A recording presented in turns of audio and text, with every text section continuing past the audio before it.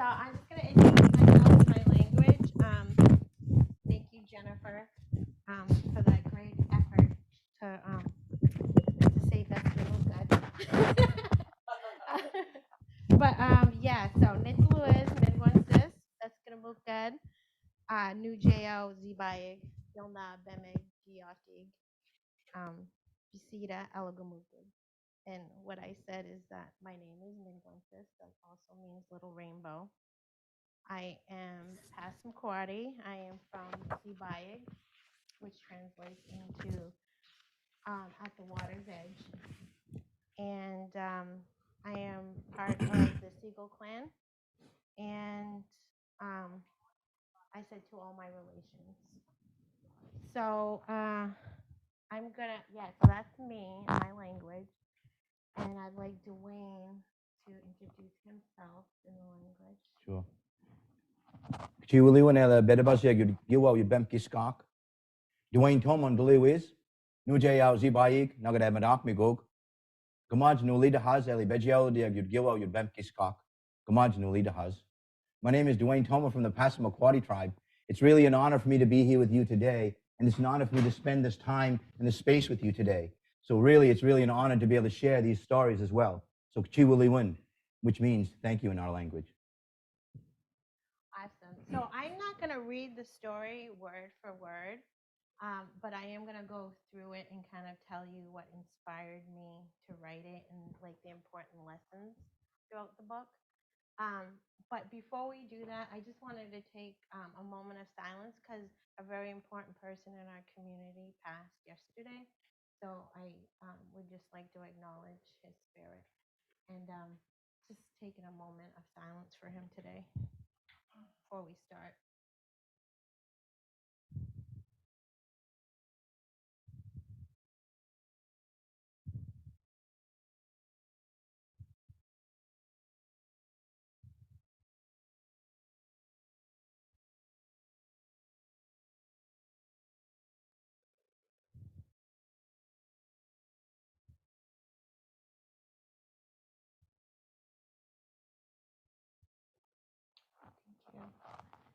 So just to talk about my book. So the beginning of my book, it begins with a little girl in school waiting to get out so she can go play on the beach. So, and that kind of sums up a lot of my childhood. So, I will read the first page, and then Dwayne could translate. So one day at school, Lily waited impatiently for the bell to ring. Ding, ding, ding. Finally, school is out, she shouted. She and all her friends ran down to the shore. When at the beach, Lily's world became full of excitement, adventure, where anything became possible. Boulders became houses, shells became jewels, and mussels became pearls, and the granite rocks became diamonds that sparkled in the sun.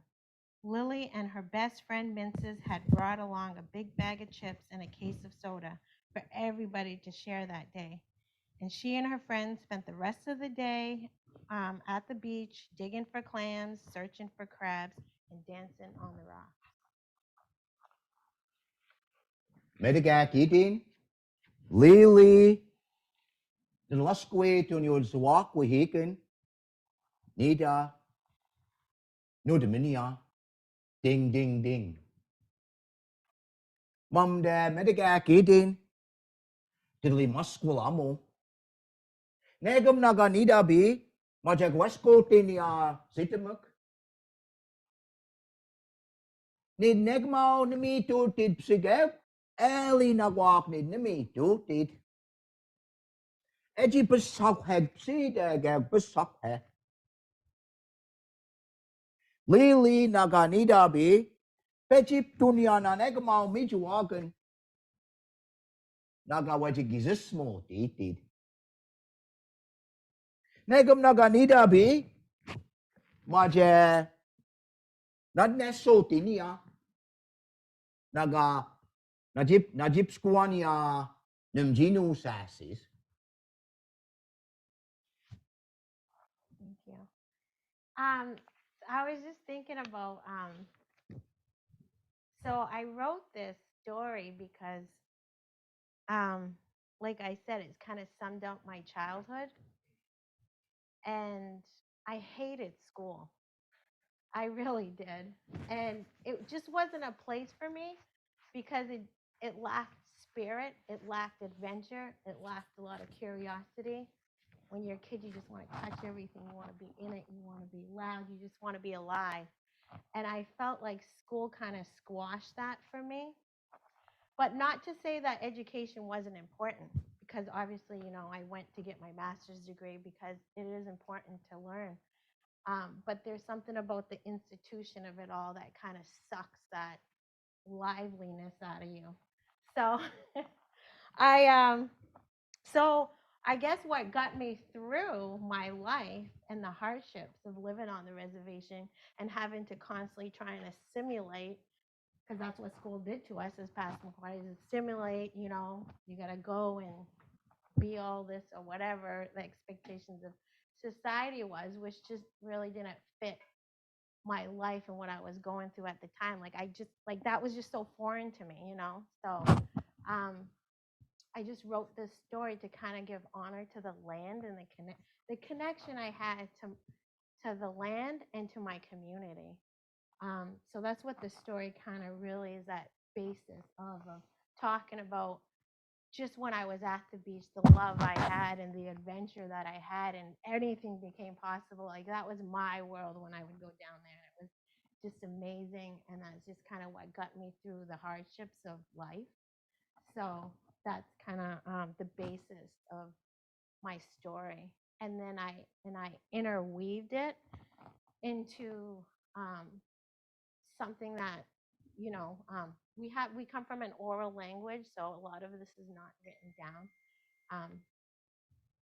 And we would always talk about, in my days they called it dum dum sizik, but I learned that dum dum sizik just means midget, and that's not really. And then one of the elders were like, no, we don't, that's really kind of like a new form of how our language shapes, just but we originally called them Wanagama-sizik, and that's more of the traditional way, say little people.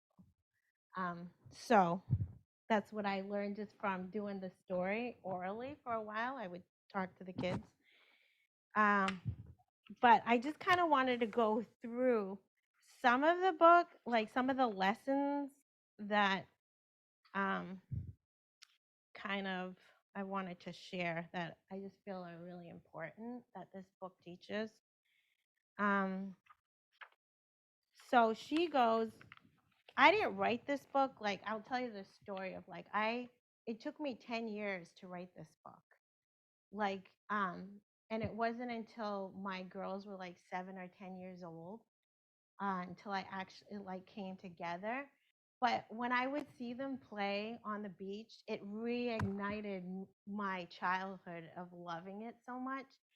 And so I was like, wow, this is just not something that I experience. I think a lot of people can experience when they feel connected to a place or a certain land, or when you have that connection. So I seen that within them. So it was like, wow, it just felt so special for them to see them be so happy when they were on the beach and playing and doing what I did when I was a kid, and they were doing the same thing. They were like pretending that all of this stuff on the rocks, and and Dwayne might know, like, if he there was a rock on the beach that was like shaped like a car, well, like a car seat.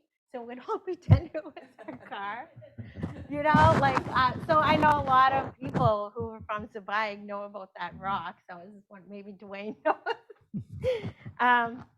But anyway, so that's kind of was like, oh my God, I want to talk about this story. And then and I wrote it when I was in college. And when I was in college, I felt once again disconnected being at school. And I moved away from my community from Sarai, and I was in Orono. And I I found it hard and difficult again because once I didn't have my community around me. So that's what led up to the lesson kind of in the story after she plays on the beach. Then she kind of has this lesson of like, what is it to kind of go on your own, to have courage when you don't, not everybody is kind of surrounding and supporting that of you. So I was first generation to go to college. So it was just really hard having to leave my community and not have that like safety net of knowing, where everybody knows you and where you grew up. And um, so I felt really alone. And then that's kind of when I was like, it is important to learn about my culture. It is important to learn about my language. I think as a child, I really, growing up, that wasn't important to me until I got older, until I left it, and then I realized, like, I guess you don't appreciate some things until it's gone. So that's what kind of helped me appreciate our language keepers like Dwayne and our elders that hold so much knowledge for us. Um, so I'm going to go into the second story, a page of where they go and then they see the little people. I'll tell you what page after. Um,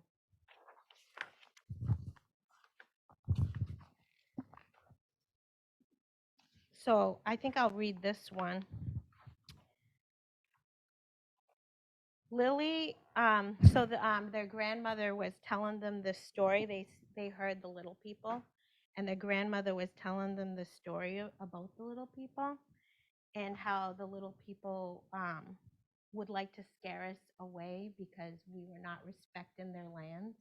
We were leaving trash, and when she was playing on the beach, she forgot and left her bottle of soda and her bag of chips that she was eating. So Lily then remembered not picking up the garbage from the beach, and she asked her Ukmi, "How might you get a little person to play with you?" Ukmi replied, "Great question. I would It would probably take some work and persistence if someone really committed to befriend a little person." And Lily asked Ukmi, "What could I do?" Ukmi replied, "Well, I suppose you would start by learning the language so that you can communicate with them and then build their trust by not harming their homelands.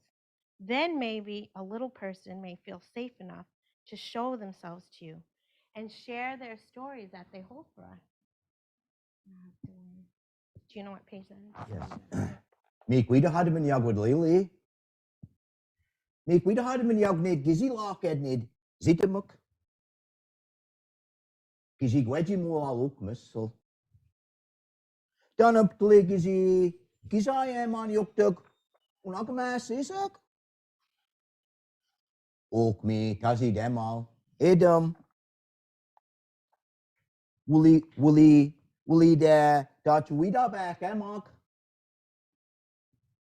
Lily Gwedgy Gezin. Gaggle Gizil look. Ook me Edom. The guy came sink Bloodway Wagon. Naga Clawestoam on Yuktug. Unakamass Isak. Naga Gulan Kayo de Menen Yod Kichi Gigwason. Gulan Kayo de Menen. George, would you come cook? I love just hearing the language. It reminds me of my grandparents, and they would always just sit around the table and speak the language. So it came a huge loss when we lost it. You know, on the reservation, they really tried. There was laws that we couldn't speak it, and then in the 50s, they were like, our kids are better off if they don't know the language. We need to be successful and not, practice our traditions. And they thought they were doing, it was good for us. Um, but there's a lot of grieving, not knowing um, your language fluently and your traditions. So when I hear Dwayne talk, it just reminds me of, like, I cry now just thinking about my grandmother, you know. And so as I was saying before, like, I didn't realize how what I was missing and how much grief I had from not knowing. And so she goes on a journey to learn her language, to learn her traditions. And this is in this story. And because that's what I had to do, you know. So I will read another thing about kind of what she says. So Lily began her journey to learn the Passamaquoddy language and to learn more about her traditions in hopes that it might bring her closer to the little people. As time went on, she started taking notice of her peers and the people around her. Oh, and the iPhones that distract us, right? And she realized traditions did not seem as important to others as it did for her. None of her friends or family would go to language class with her. Even her best friend Minces did not always attend.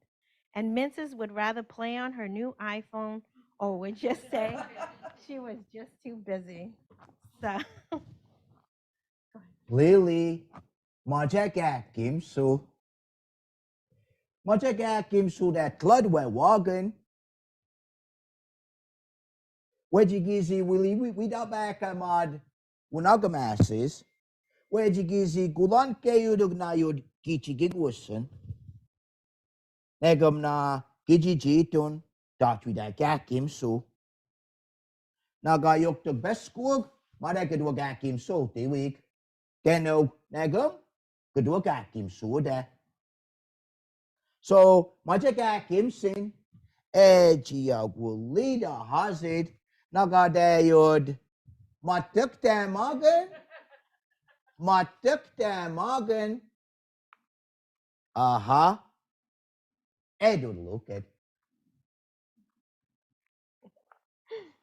so so Lily does and Lily is my daughter's name.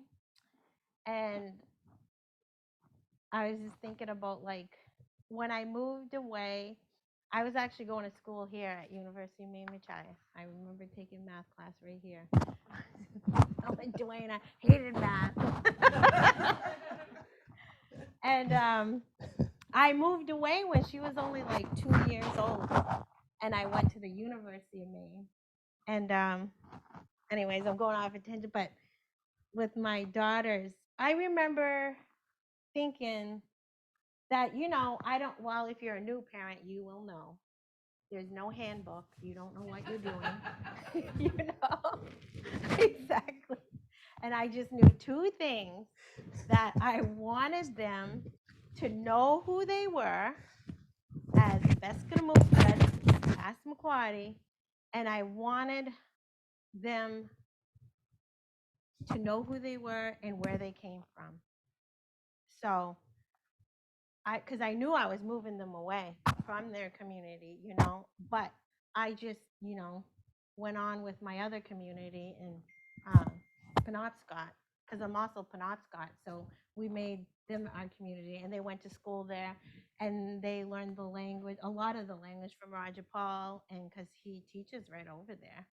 And he also teaches us probably here. Does he do some classes here, or is it just in Orono? Yeah, yeah. So that's all I knew. That's all. Those were the two goals I had, and I think I've definitely accomplished that. So I feel good that I did that. And this story is kind of a tribute to me holding on to that. And I would read this story to them before it became published, and I was like, "Is it okay if I use your name?" And they agreed that that's okay. So that's Liliana and Minces are my daughter's names. So, and I'm also, another thing is that Minces is actually the one who illustrated my book. She's a really good artist. So, um, and I feel really glad about that, because if you get into publishing or author, like you don't have a say in many to who's going to be the illustrator. They usually just get one for you. And I really wanted somebody who grew up there, who knows the lands, and so I knew she would do justice for me, because And this right here this is kind of like the view from my house. There's first and second island. So anyways, I'm kind of going back and forth with things. But she's having a hard time. She's going on her journey. She's realizing she's alone in this journey. Because I think there's a lot of decolonizing that has to go along with even our own people. We are still struggling to hold on to our language, and the young people are struggling about like what's important. They're living in two different worlds, and they're often taught that it's better to be the mainstream. And I feel like anyone could relate to that, because if you're not like the typical, I guess, cheerleader or something, like you're gonna feel like you know what I mean? There's always that pressure with society to be a certain way. So there's that struggle. So she almost wants to give up, but then she goes down and she begs the little people again for strength to keep going. And that so this is the page where she goes. She said that one afternoon she went to Second Island and she begged the little people for guidance. Lily's tears dropped to the ground and she pleaded for them to show themselves to her. And just when she almost given up hope, might want to put her on silent.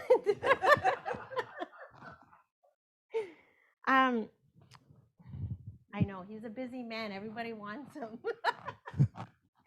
Okay, so she almost given up hope. When she was ready to leave, she heard a faint voice. And Dwayne, can you say that for me? I don't want to mess it up. Zugly Gabu. Zagali Gabu, stand strong. Lily could not believe her eyes. The Wanagamazizik began to gather around her. And the first one said they have been watching her all along and thanked her for her courage and perseverance. Then another spoke up and started to tell a story about a yearly celebration they used to have long ago, where the people from all sides of Second Island would come to feast with a big pot of moose stew. And we all gathered to socialize, play games, sing, dance, and share stories. And the next little person said that they had so much fun with the people that they would sometimes play tricks on them by hiding their canoes on the other side of the island, so they would have to stay longer and celebrate. So I really like this story. I'm sorry, I'll say, I know you're gonna say it, but I just wanted to say this real quick, popped in my head. Because this kind of tells like the strength of who we are as Passamaquoddy. We have suffered so much with history, with even now with the state, with trying to get sovereignty, and all of the grief I said of losing our languages and all of this. But what keeps us strong and together is our community. And when we get together, oh my God, I mean, we laugh at our pain, we dance, we sing, we have those get-togethers, we have our socials, and that's just so like powerful and amazing. And my grandmother was, I just remember as a kid having those get-togethers, because my grandmother, she was the oldest one that lived on the reservation at the time, and on her birthday, it was just this huge celebration. And so when I told that story, it was like picturing, because we have relations in Canada. So I was just thinking like all sides of that island. We Canada, us over here, we all just come together. I mean, that's how we have the Wabanaki Confederacy. It's just our relationships with other tribes. And that's just we've done that forever. That's what's kept us alive and kept us here in the midst of the history of trying to take us out and think that we didn't exist. Or they act like we don't exist, but we are here and we ain't going anywhere. So, with that being said, Dwayne will talk. You'd bem kiskak. Maja hania, mani go sisuk. Nagagweji mulan ya wanakama sisil. Would you image? Adam, Zaglikabo, Zaglikabo. Lily, Eduji da hasit. Wanakama sisuk. Eji out the work. Did it be not gone? Did it be not gone? Will they win? Majahan yada, Ogwil Maniku Sisuk. Naga, you'd mosaic sub. Mijinia. Magwa hole do a good day. A dry hole do a good day. Edgy week, what jake. And up toward best. When I come asses. Edgy week, what jake. And negum. The best in the Gwidnug. Naga, Ogwian water, a mini ko sisuk. But you give you magwaso to eat it.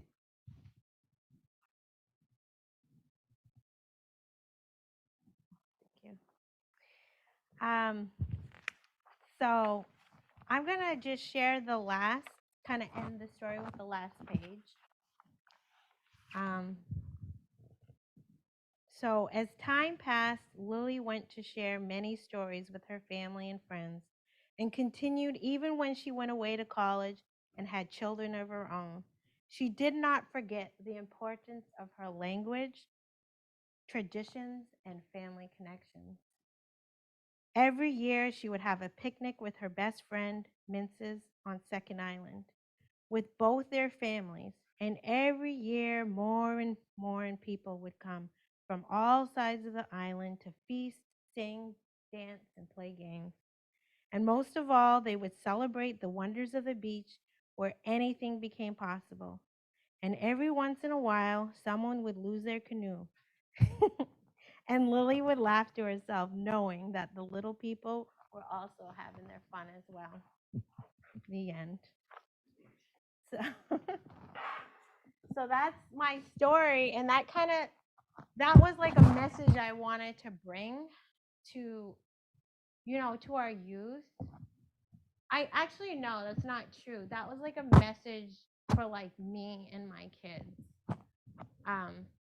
But it could also be used for a message for our youth today. Is that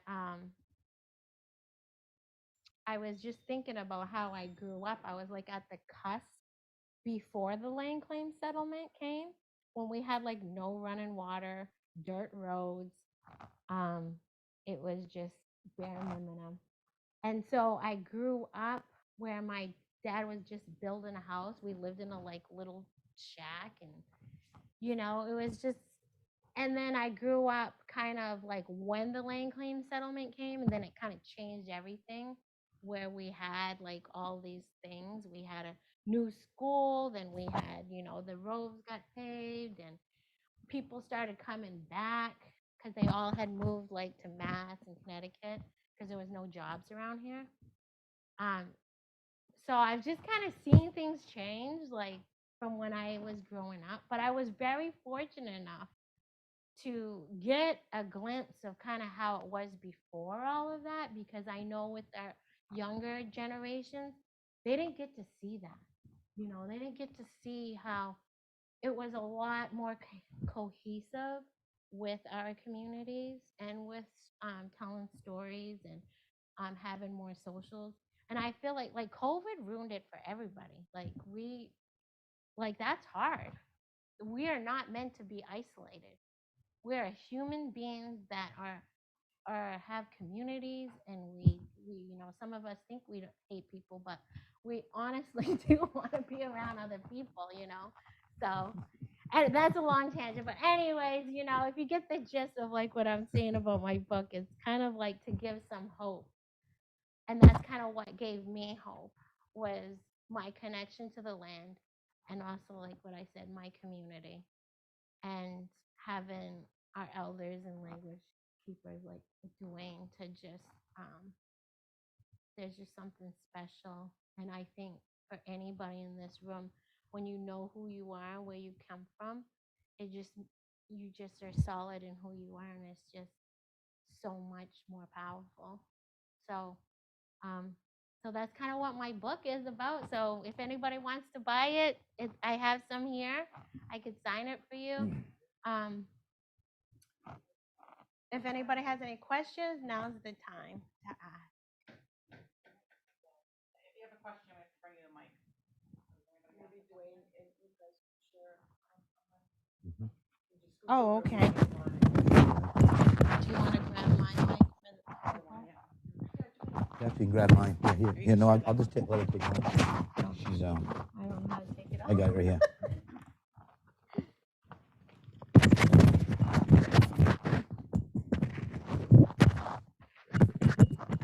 I think the first question in the chat was, if they're not here today, where can they purchase your book? Amazon. Amazon. It's also on, I think, Birchbark Books. I think I saw it. Maybe, yeah. Oh, it's on Barnes and Noble too. Barnes and Noble Yeah, or you just Amazon. have to look up Little People of the Dawn, and I'm sure you can find it somewhere. Google is our friend. Yeah, Google. Anybody have a question?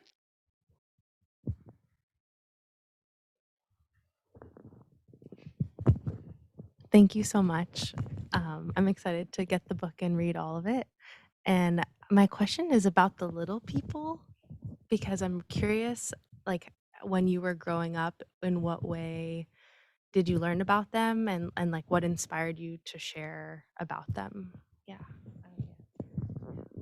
I learned it from my great grandmother, and also from my aunts. I think it was like my aunt Rita on the elevator side. Like they were talking about like seeing the little people, and they would tell stories and like, yeah, they seen the little person, and so, and then I remember like with my gram, she was like, they like pennies, they like shiny stuff. you know so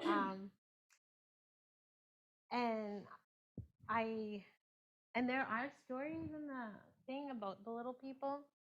It's just something that our community would just talk about, and we all kind of knew about the little people. So that's how I learned. Yeah. I also can add on a little bit about that. The little people are Wabanakik, right? It's really they're our protectors. They're looking over us. They're watching over us. As a matter of fact, early on, when I first started teaching, I was probably 21 years old at the time, and I did a theatrical show in the community, sharing these legends, song and dance is what it was called. So there's a story there across the highway before they were building the houses. While they were building the houses, a lot of the gentlemen that were building the homes were mixed with non-tribal members and tribal members. They were building the homes, but every once in a while they'd have these rocks thrown at them, and they could not figure out why these rocks were coming from. So it's been oral knowledge that the little people were trying to protect the land over there, and they were building upon their homes, and they were very angry. They were very upset because they were being encroached upon, and they were our protectors. So these are all stories that have been handed down for a long time, that they are our protectors, all of us. Was there another question up top? Oh, Bill, hang on. Wait for me, Bill.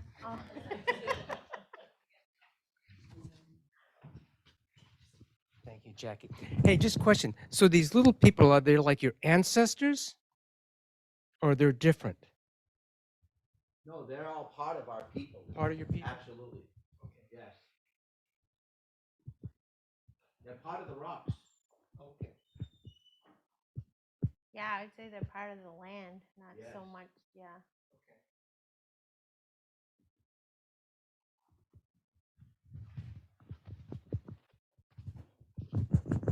So when your daughter was drawing the drawings of the little people, how did she know what to draw? How did, I mean, and are you happy with the representation of little people? Yes, I'm happy with it. I wish she would have got a lot more time. She was only given like 2 months, which is like she was just nonstop day to day trying to do it. And I knew if she would have had more time, there would have been a lot more detail. She's a great artist, but yeah. So what was I gonna say? Oh yes, yeah. I think I don't know. You'd have to ask her. You know what I mean? Like I don't want to. This is what happened. I kept asking her, and I kept asking people in my community. I was like, "Will you illustrate it?" They never would get back to me. I'd be like, "I'll pay you," and it just never happened. So finally, when I published it, I was like, "Well, maybe I could publish it without illustrating it." And sorry, that's mine. Can you take out? To breaking all these rules. Oh my goodness. Yeah, so shoot, what was I saying about what happened? Oh, she didn't want to do it, and because I would critique. And as an artist, they just wanted to have their creative freedom. So finally, I begged her because they were going to get me another illustrator, and I wanted her to do it because I knew she knew the lands and all of that. So I was like, I swear I will not say anything. I will not give you advice. I won't critique you. This is all you. So we'll have to ask Minces because this was her vision. It was all hers, and I couldn't tell her anything. So.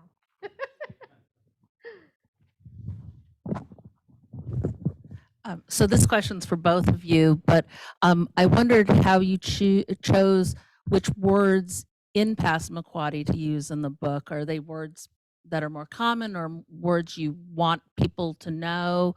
And then, Dwayne, I was listening as you translated, and I know you don't translate word for word, but how do you decide like a word for iPhone? Obviously, that didn't exist in the beginning, and how does that become kind of standard in? Because I bet if you were, in Orono, and they would use a similar word for iPhone too. So how do you decide that? Who decides that? Well, the thing is, right, as a language speaker, right, we can call anything what we want. As long as it's valid, and it's also as long as it has its proper context in it. So when I use this word, matakdam agin, matakdam win means to get a hold of me. So how's the best way to get a hold of me?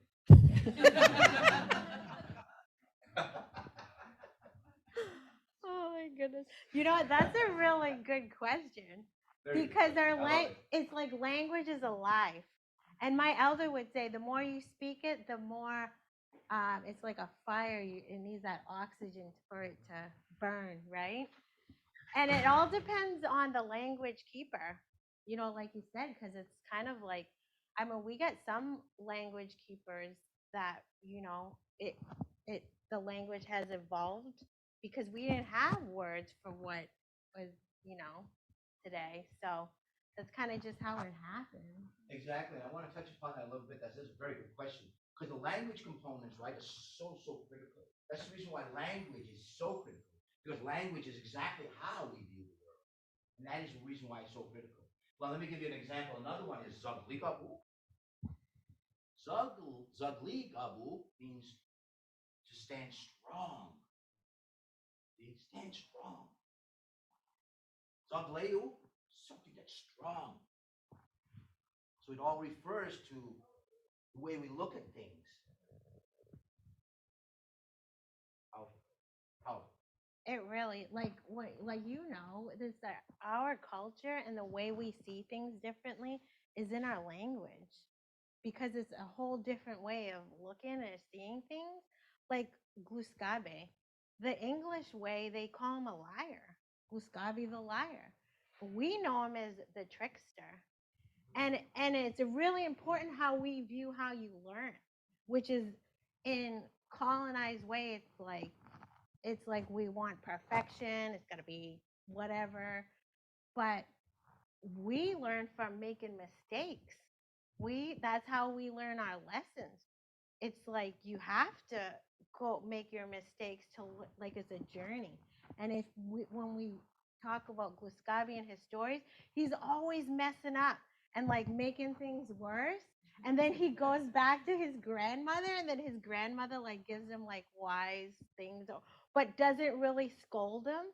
Kind of just lets him learn, and then he goes back and he fixes it. So he's learning through his journeys, and he's a trickster. Like, it's not so like you're a liar, like, you know what I mean? So that's just another way into how the language is so important to learn, because it really does shape a lot of our values and how we see things differently.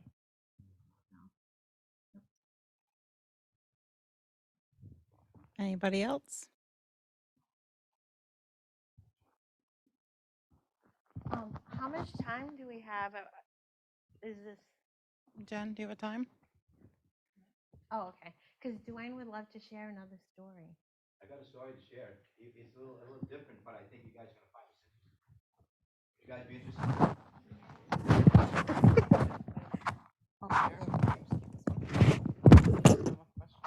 Sure, everybody's all done with questions, right? Okay. I just want to make sure.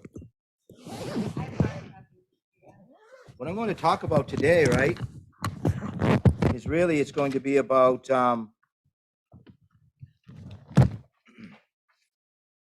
residential schools. Those of you that do not know about residential schools, in 1897, these residential schools, especially in Carlisle, Pennsylvania, the federal government came in and they instituted these boarding schools. And the idea of these boarding schools really was to be able to assimilate the people, to remove them of their lands, to remove them from their language, to remove them of their spirituality, and to carry out some of the federal government's missions to extinguish the people, to remove the people. A lot of trauma has happened through these residential schools. And I want to share a story with you from a medicine man that just passed and his experience in residential schools. So this is not my story. I'm just the storyteller. This is a story from Frederick Paul, and I call him the medicine man, Dr. Frederick Paul, myself, because he deserved that title, because of his involvement with bringing back medicine. But this is about his story and his experience in residential schools. Pay attention to the language that's being used in the story. Very important. It's called Reaching for Salt, Finding a Friend. There are always two nuns in the dining room walking back and forth between the girl's side and the boy's side. They'd be slapping a leather strap on their hands in time to their steps. The nice ones would only hit the strap on their hands once in a while when they caught somebody doing something wrong. They just tap the kid on the shoulder and quietly whisper to him. But when a mean nun comes by and seeing you doing something wrong, or just out of spite, they'd grab the kid by the hair and pull that kid out of his seat and give that kid the strap. This created a lot of fear in the children who were trying to eat. So a lot of the kids had trouble eating at all. This means the mean nuns were looking for any excuse to punish us, especially if a kid was a troublemaker like me. I don't remember exactly how old I was. Maybe even I reached over to the salt in front of the boy sitting next to me. I got grabbed by the hair and each hand strapped 8 to 10 times. I lost count after 5. I didn't cry or holler. That's what made her pissed off.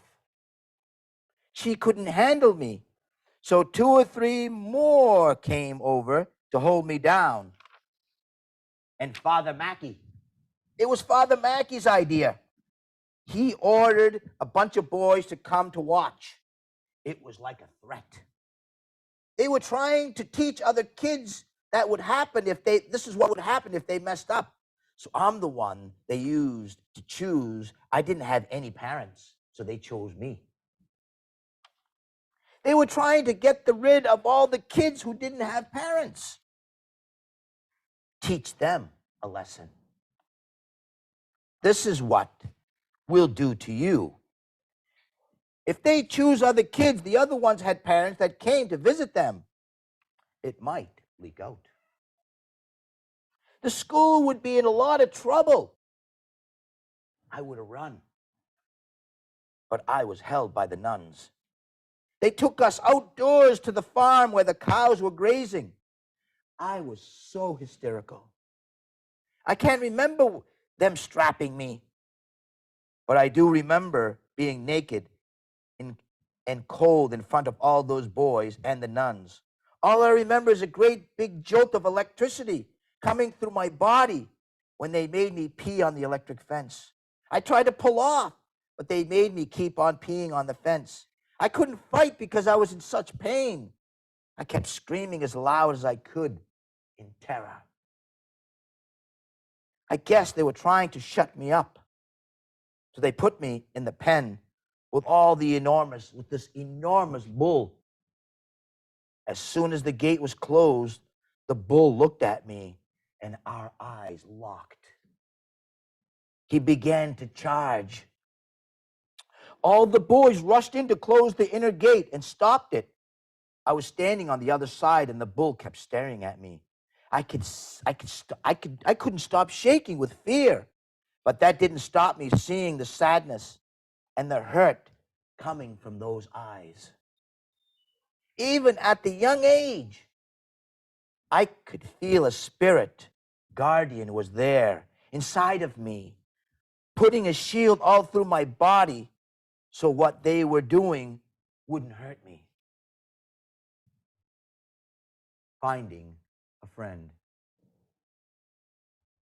One morning, about 2 weeks later, I got up really early and opened the window to the fire escape.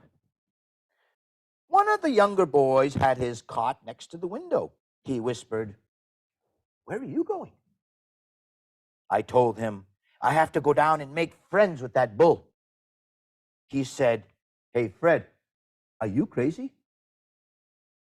A vision came to me in a dream. I couldn't forget the look in the bull's eyes. To me, I figured he weighed over 3,000 pounds. He was the meanest bull in the whole area, a very high-breed bull. They would make money using him for stud service. The Dutch farmers' workers clamped his head in a giant metal harness and poked and jabbed at him with a long metal rod just to make him meaner. It wasn't the bull's fault he was acting like this. I started sneaking down the fire escape to visit the bull every morning before the daylight and before any of the workers got there. I found hay, oats, and molasses in the barn and put it down for him outside the fence. He really liked that. He was probably wondering, why am I giving all this good stuff? He stared at me for the longest time before he munched into it. Halfway through the munchies, he stopped and looked at me, moved his head up and down like he was saying, "Willie Win, thank you."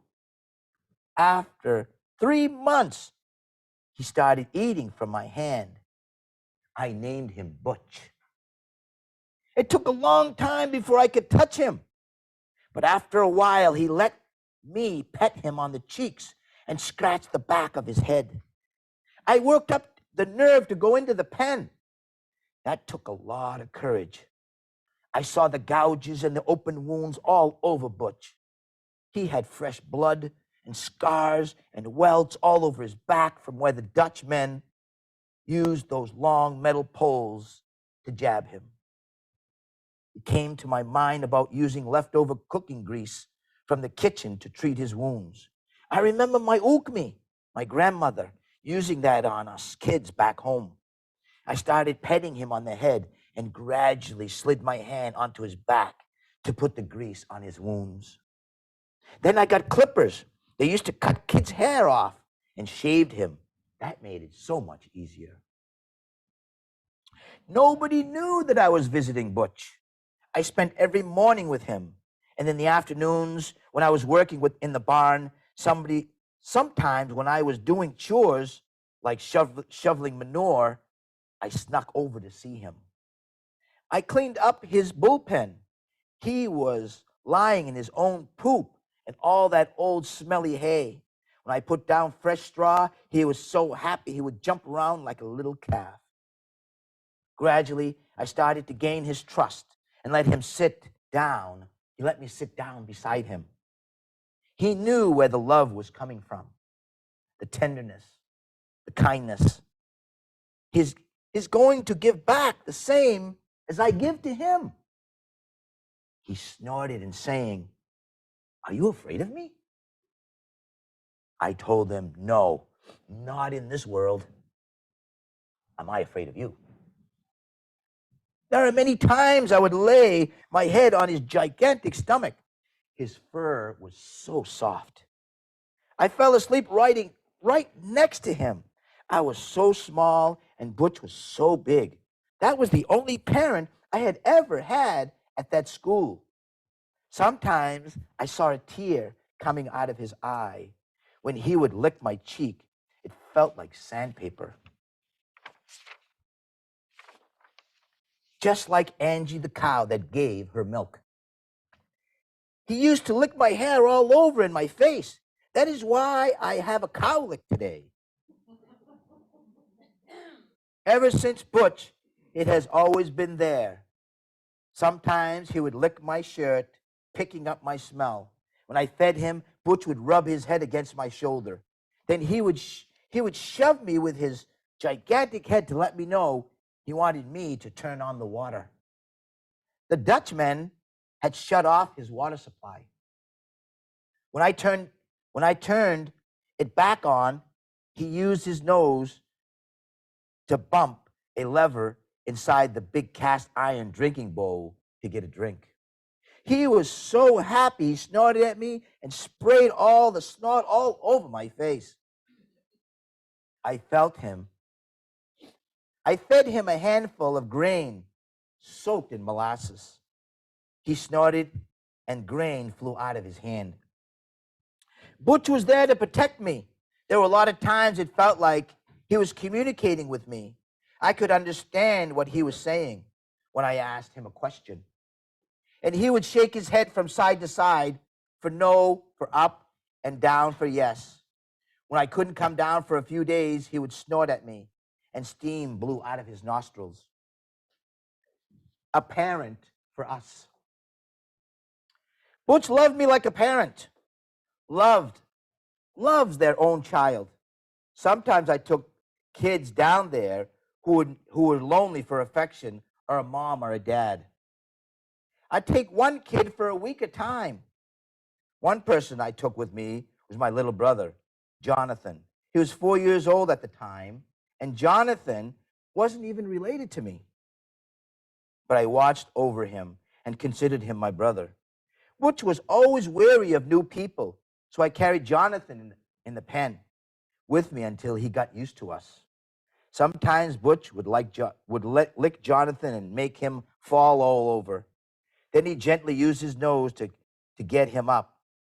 Jonathan would start laughing and giggling and get a big smile on his face. Tears came out of his eyes. He was so happy. Jonathan would lay down with me next to Butch. We felt so content. A lot of times we just felt asleep together, all three of us. Father Collins was the new priest who came to replace Father Mackey. Not long after he came to Shuby, he found that I was going down in the morning to see Butch. He told me he wanted to talk to me in private one day, and I wasn't going to be punished. I'm going to keep this a secret, he says.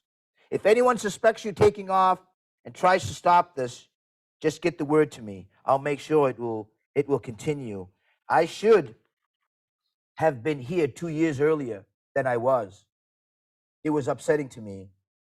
You would have that bull sleep right next to you every night. Several months later, Father Collins brought me and my brother together and told us that uncovered letters from our mother and the chief, that the letters were hidden away by Father Mackey.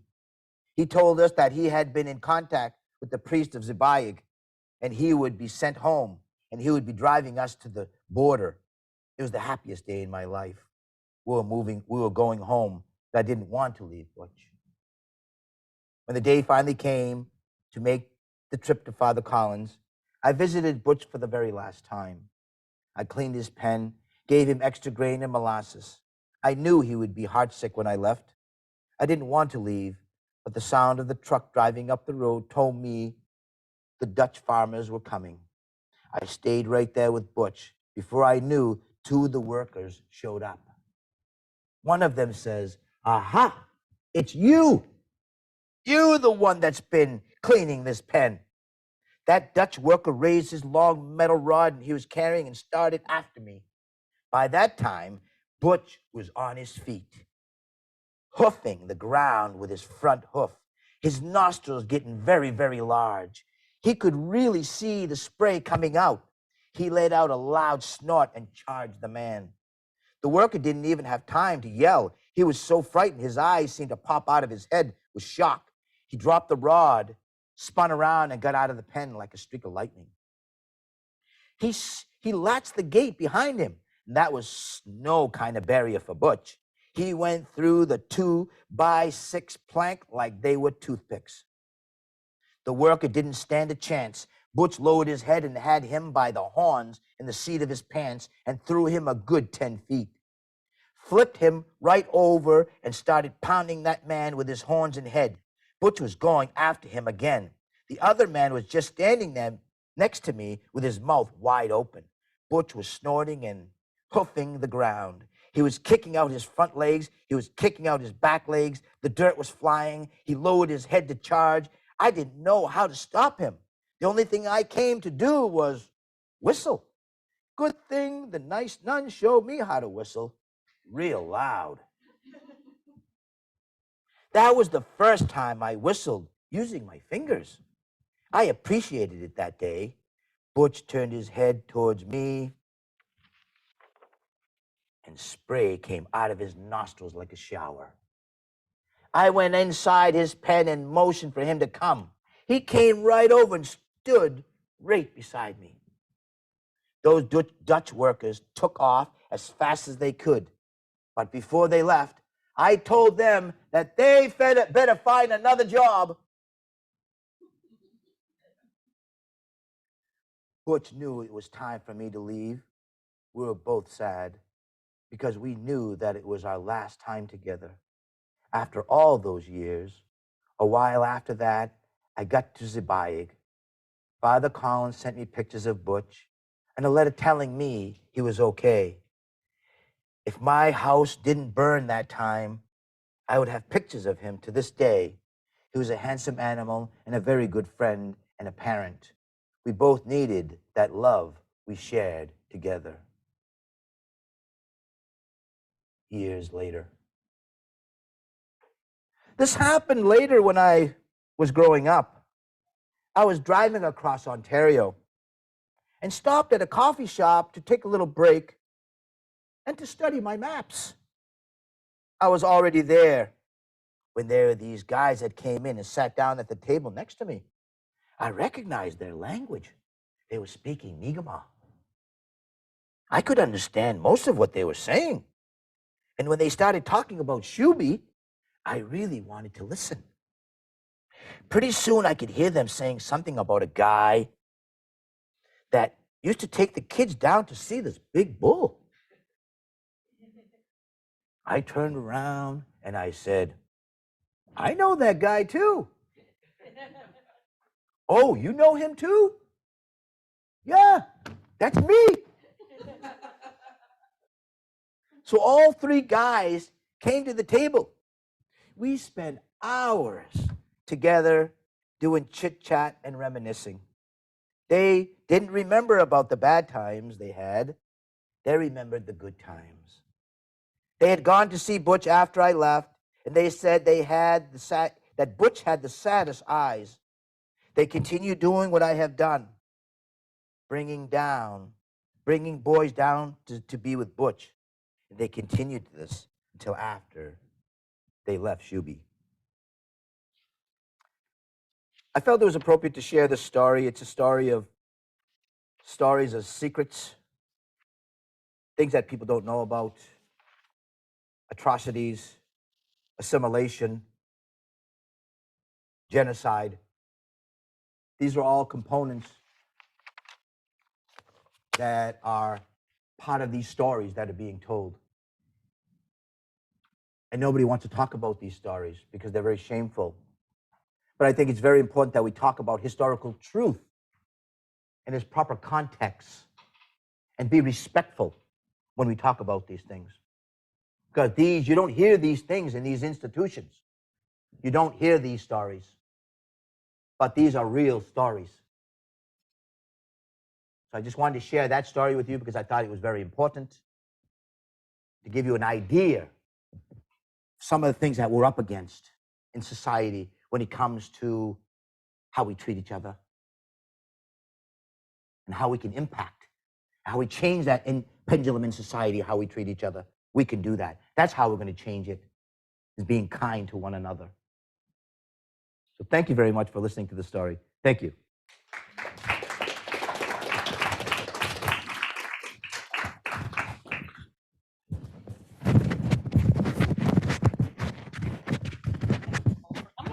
Thank you. All right, so we have recorded this and it will be on our YouTube channel within the week, as long as all goes to plan. You can find it on Yume Machias' YouTube channel, as Jennifer put in the chat. And we'll get it up there as soon as possible. Thank you all for attending.